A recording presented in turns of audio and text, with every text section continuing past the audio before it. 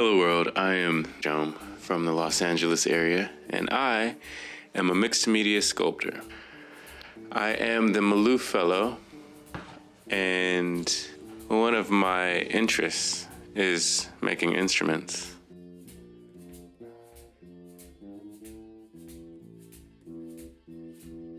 The process of making an instrument is similar to my process of making any product. I begin with the end in mind. I think about the user. That could be the musician that plays it, or that could be the spectator who is just looking at it. As a woodworker, I figure out what my materials are going to be.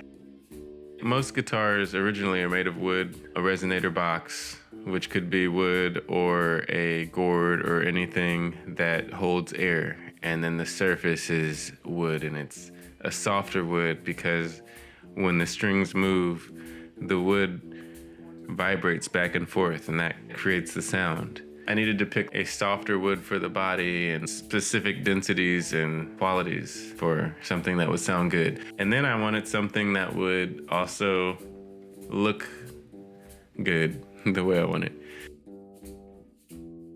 I picked a gourd, and then I needed to pick a species of wood. The species is extremely important because the electronics, they don't just pick up the strings vibrating, they pick up the vibration of the entire instrument resonating together. So the density of the wood matters. And, visually, to me, the color of the wood matters. And the way you put these pieces together, all of that matters and can drastically change the look, the feel, and the sound of this instrument. As I start, I completely change my plan. I let the materials and the tools dictate where it's going. The end goal, it changes a bit because these are organic, the gourd shape and how I'm going to attach the wood and how I'm going to cut and merge these pieces together. There's no way to plan for that. I have to figure it out as I'm cutting. As I make a cut, I have to remeasure and check and see if it'll work.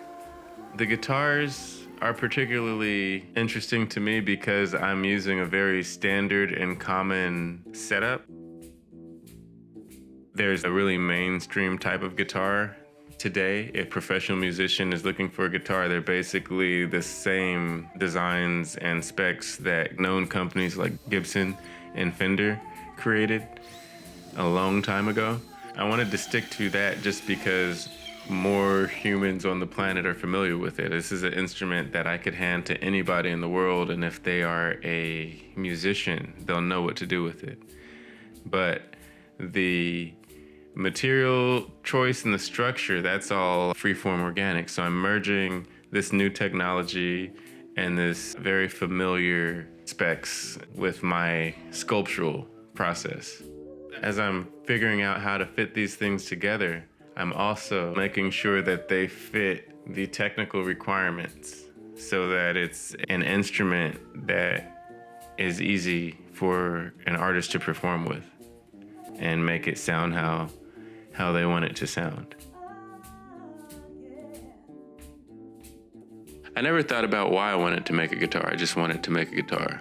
It wasn't until the project ended that I thought about all the influences that got me to this point, that had me thinking about instrument making.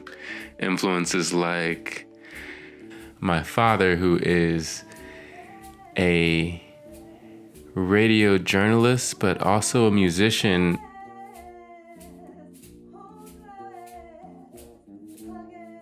I have my Yoruba talking drum instructor, Mr. Francis Alway. One of my favorite art center instructors, Laura Cooper, who taught the class Handmade, where I actually started making instruments. My mother, who wrote The Dreadlocks and the Three Bears for me and had a character named Auntie Samela, named after Samela Lewis.